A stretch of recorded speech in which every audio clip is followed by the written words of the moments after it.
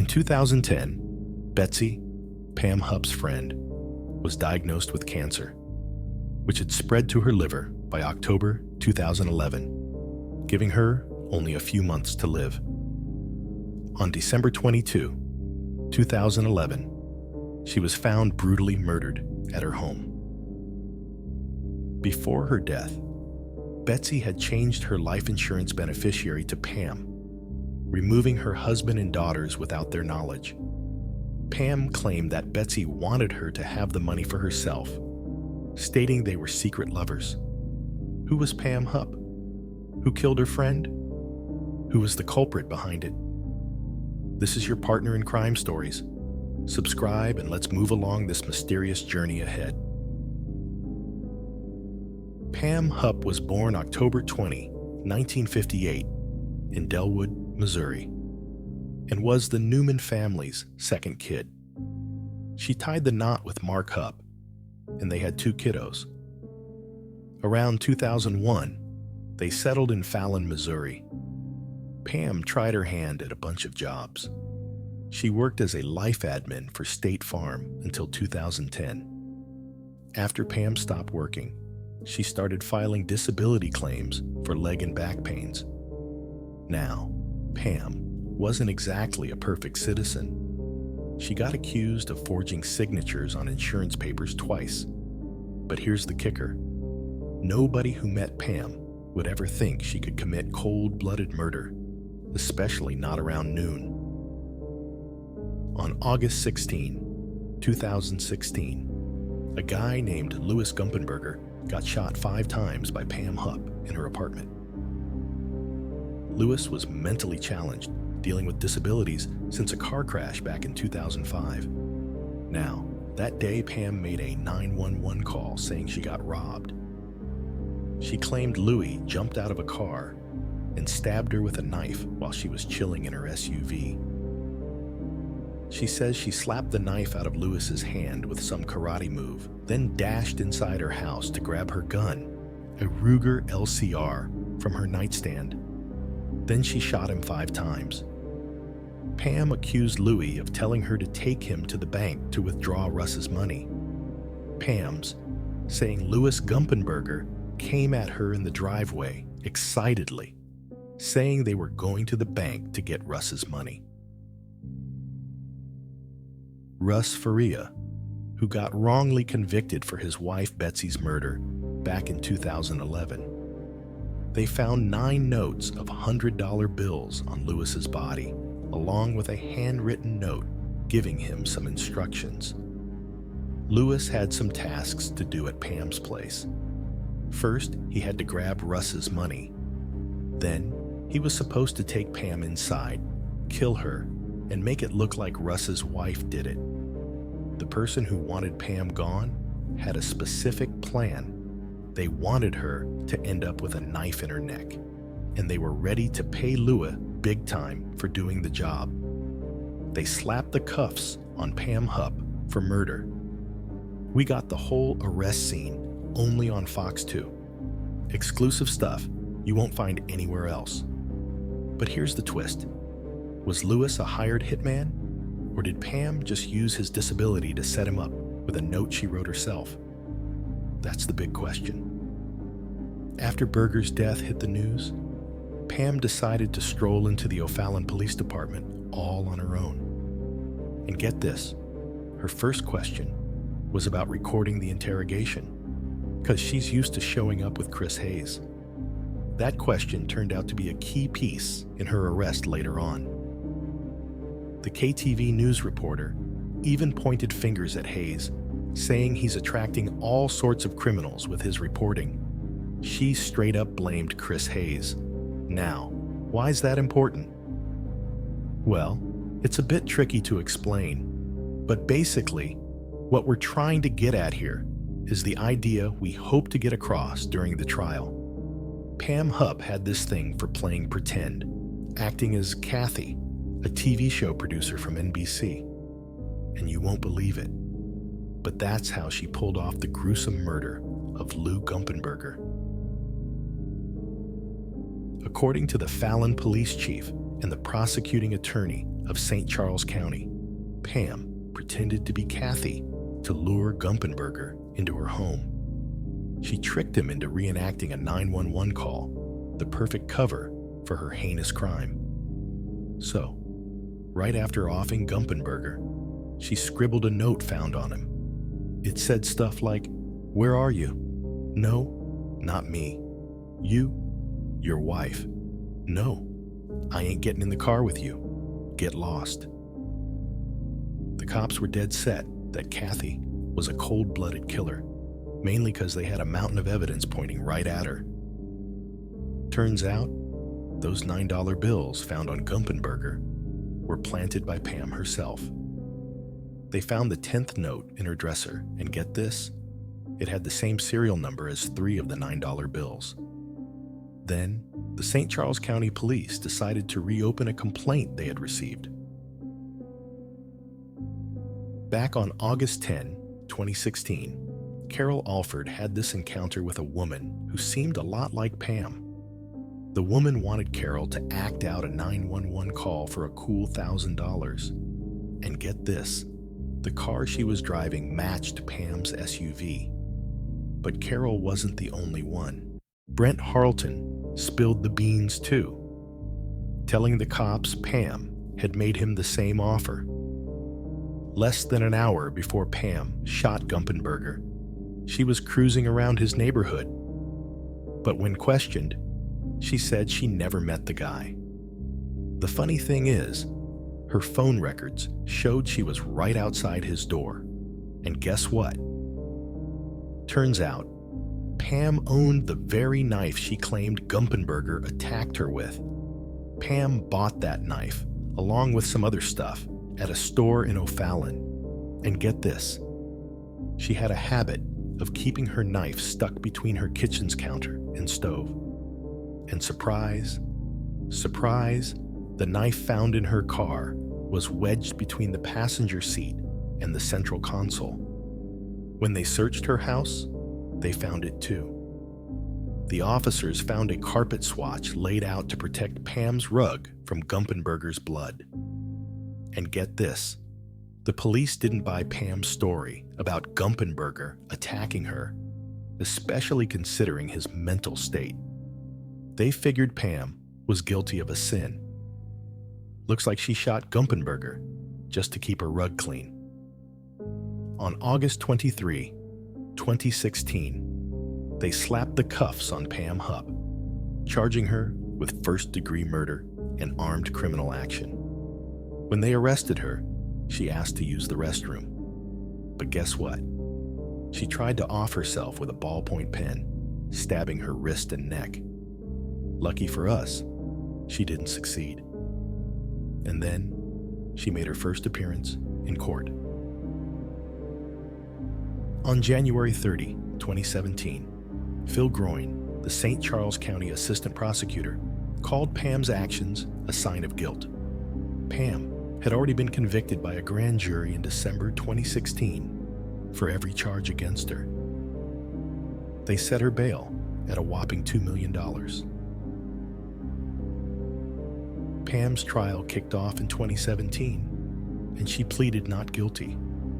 But that didn't stop the prosecutor from pushing for the death penalty, arguing that Pam's actions showed she knew she was guilty.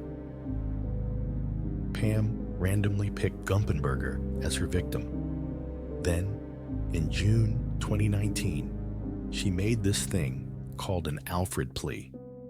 By asking for a jury trial, she dodged the death penalty charge. Even though she pleaded guilty, she got hit with life imprisonment without parole on August 2019. After that, Pam reached out to her husband at the time, Matt Hupp. In a phone call, she spilled to her husband, saying she fessed up to offing Gumpenberger because she didn't want their family to go through a nasty trial. But during the trial, something really grim about Pam came to light. It was a bone-chilling truth that shook up the officers, judges, and the entire nation.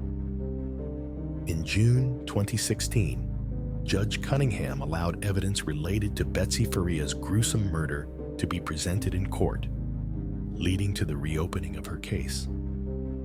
Betsy, originally Elizabeth K. Meyer Faria, lived in Troy, Missouri, and worked with Pam at State Farm. In 2010, Betsy was diagnosed with cancer, which had spread to her liver by October 2011, giving her only a few months to live. On December 22, 2011, she was found brutally murdered at her home. Before her death, Betsy had changed her life insurance beneficiary to Pam, removing her husband and daughters without their knowledge. Pam claimed that Betsy wanted her to have the money for herself, stating they were secret lovers.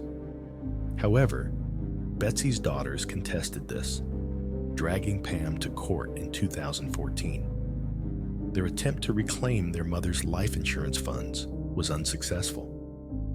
Subsequently, Betsy's husband, Russ Faria, was arrested and charged with her murder, despite evidence suggesting otherwise. Betsy's murder was grisly. She was stabbed 55 times, her wrist was deeply cut, and a knife was lodged in her neck. Russ became the prime suspect, arrested a day after Betsy's death, based largely on his 911 call reporting her suicide. However, the crime scene pointed to a staged suicide. Despite Russ's protests of innocence, he was convicted of first-degree murder in November 2013. In 2015, evidence implicating another suspect, Pam, came to light.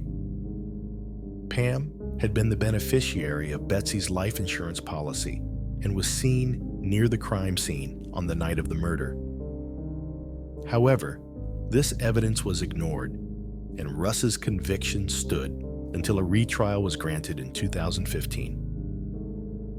The retrial, overseen by a new judge, led to Russ's acquittal in November 2015. Following Russ's release, he filed a lawsuit against the prosecutor and deputies for misconduct.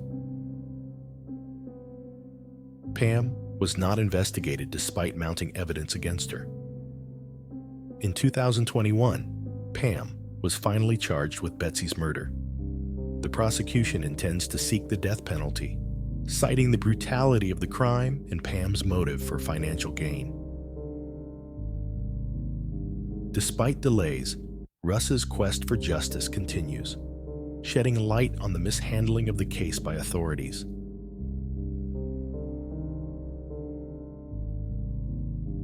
On the night of December 1, 2010, Staff Sergeant Nathan Payette was in a rush. He was running late for duty at Nellis Air Force Base in Nevada. Strangely, his alarm clock, which never failed before, didn't go off that day. Nathan woke up at 11 p.m. and quickly got ready, waking up his wife Michelle. He kissed his family goodbye and headed to the garage to start the car. Suddenly, gunshots shattered the quiet night. Nathan's children and Michelle rushed outside to find him bleeding and struggling to stand. Michelle, Nathan's wife, screamed for help as Nathan collapsed to the ground around 11:30 p.m. Panicked, she dialed 911. "My husband's been shot. He's bleeding." Who was Nathan Payette? Why was he killed? Who was the culprit? This is your partner in crime stories. Subscribe and let's move along this mysterious journey ahead. Nathan Payette was born on February 12, 1982, right in the heart of Tamuning, Guam. Lucky for him, he hit the jackpot in the family department. With 3 brothers, Matthew, Anthony, and Eric, and 1 sister named Carmela. They were tight-knit, big-hearted, and had each other's backs through thick and thin. Those kids were real gems, always lending a hand to their families. Nathan, though, was a bit of a standout. Never stirred up trouble. He was a sweetheart at home and a real go-getter at school. Super friendly, he could attract anyone he met. He was like the heart and soul of any group he was in. Everybody knew Nathan's name, no doubt about it. Seems like everyone wanted to hang out with him. His brother Eric lived by the sea. And Nathan? Well, he was a water baby from the get-go. Started swimming as a kid and then picked up surfing. Beach bum, you could say. He soaked up the sun and the good vibes whenever he could. And guess what? He met his future missus back in South High School. Nathan's school, South High, was over in Santa Rita, near home. Michelle Anoint Chuck caught his eye immediately, and they hit it off quickly. Spent every moment together, glued at the hip. They tackled schoolwork together, pitched in around the house, and before they knew it, that strong friendship blossomed into something more, something real sweet. When Michelle was just 16, tragedy struck her family hard. Her mom passed away. So Michelle stepped up big time, helping out her sister Melissa with everything. Melissa took charge like a boss, being the mom figure for the younger ones. And Nathan? He was right there by Michelle's side, supporting her through it all, lending a hand with the kids and whatever else was needed. After they graduated in 2000, Nathan popped the question to Michelle, and she said yes, of course, but weddings cost money, and their families couldn't swing it. So, with their friends' blessings, they moved in together. Nathan snagged a job as a receptionist at a nearby hotel to make ends meet. Nathan was bringing in enough money at the hotel, but like any young couple, they had big dreams. They wanted their place, their own space. Then Dion came along, the newest member of the Pat crew. Suddenly, the money wasn't stretching as far. So Nathan started thinking about a gig that could give his family the life they deserved. After graduation, Nathan decided to join the Air Force. Got stationed in Anchorage, Alaska at Elmendorf Air Base. Michelle held down the fort back home with Dion. Money wasn't a worry, thanks to Nathan's job. And guess what? Their dream of owning their place came true. They built their crib, and soon enough, little Niara came along, making their family even bigger and better. Nathan nailed it in the military, which gave him and Michelle a taste of the good life they'd been after. After 6 years since they got engaged, they finally had a proper wedding party. My mom was beaming with pride, especially seeing her youngest boy stepping up and making something of himself, Eric said. In 2006, Nathan was moved to the Davis-Monthan military base in Arizona. They bumped him up to lead the weapons-loading crew for the A-10 Thunderbolt attack planes in one of the Essex companies. He even got some extra training in logistics and stuff. Nathan was all about his job, giving it his all every single day. Nathan was all about serving his country with his whole heart.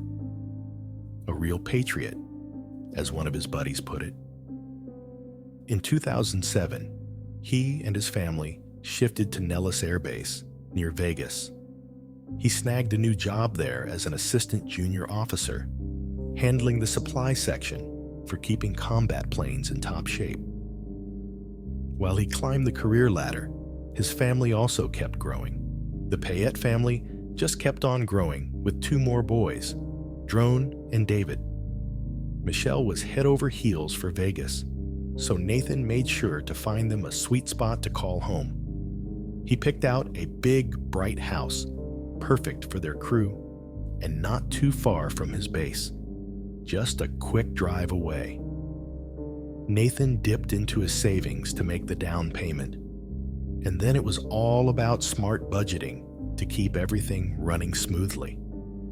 Nathan thought maybe they could tighten the belt a bit and save up some money for the future. At first, Michelle was stoked about the idea, diving into making their new house a home. But as time went on, they both started wanting more. They were spending more than Nathan was bringing in. The excitement of the new house started wearing off quickly. It's no secret that money troubles can put a strain on any relationship, and Nathan and Michelle were feeling it hard. Nathan knew they had to fix things, and fast. Around mid-2009, when the U.S. was still tangled up in Iraq, Nathan stepped up as a volunteer. His deployment took about 6 months. Surprisingly, during that time, things got a lot better for the family back home. Nathan took a breather, soaked up the improvement, but then decided to head back to Iraq. A tough call, knowing he was putting it all on the line. Michelle started feeling anxious. The thought of being alone with 4 kids freaked her out, especially since she was used to a certain lifestyle. To distract herself, she got a job at this telemarketing company. It was a corporate credit card job. Work gave her something different to focus on, and she met new people, changing up her routine. Michelle wanted to have her backup plan, maybe even start her own business down the line. So she dove into self-improvement, signing up for aesthetic school. Things carried on as usual while Nathan was away on duty. Once Nathan left, Michelle got bored. The kids, the constant moving around, and Nathan being away all the time started putting a chill on their relationship. She craved love and attention, so she ended up hooking up with a co-worker, Michael Rudolph Rodriguez. He was 31, good-looking, and known as a bit of a ladies' man. Turns out, he was also sneaky and not the most honest guy around. In 2007, Rudy ended up doing time in the slammer for trying to pull off some shady stuff. But that didn't stop Michelle from falling for his charm. They even jokingly called him Sweet Rudy behind his back. When Nathan came back home by the end of 2009, it seemed like things would get better with him around. But nah. Turns out, Michelle was playing a double game the whole time. Michelle didn't want to lose Nathan, even though she was into someone else. So she went all out to make him happy. Nathan was impressed by how she changed for the better. But being away for so long wasn't good for the kids. He never thought Michelle's changes were because of cheating, because he trusted her completely. When Nathan returned home, he found ways to make extra money. He worked night shifts and took on private tutoring gigs. He even started teaching baseball to kids. At first, Michelle pretended things were fine, but when the money got tight, her attitude changed. When Nathan's brother Eric and his wife Veronica visited for Thanksgiving in 2010, they sensed the stress. The couple's problems were out in the open. Empty fridge, financial struggles, you name it. Then, on December 1, 2000 yen, Michelle received some suspicious texts from Michael Rodriguez, her lover. They were planning something shady, and Michelle was in on it. She thought about leaving Nathan, but knew divorce would just bring more headaches.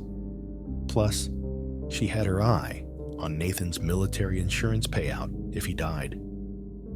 She shared these dark thoughts with Michael, who surprisingly got intrigued. Together, they roped in Corey Alexis Hawkins, a hardened criminal, and Jessica Austin, Shannon's friend.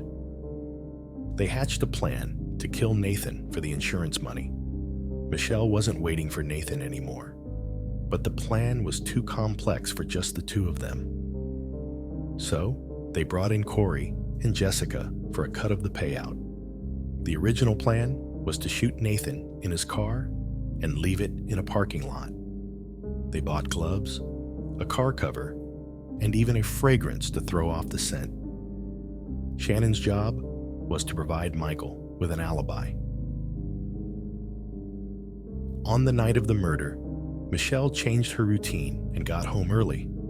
She and Nathan had one last night together before he left for work. Meanwhile, Michael and Corey were lurking nearby in a black Cadillac. They wore gloves and had a plan.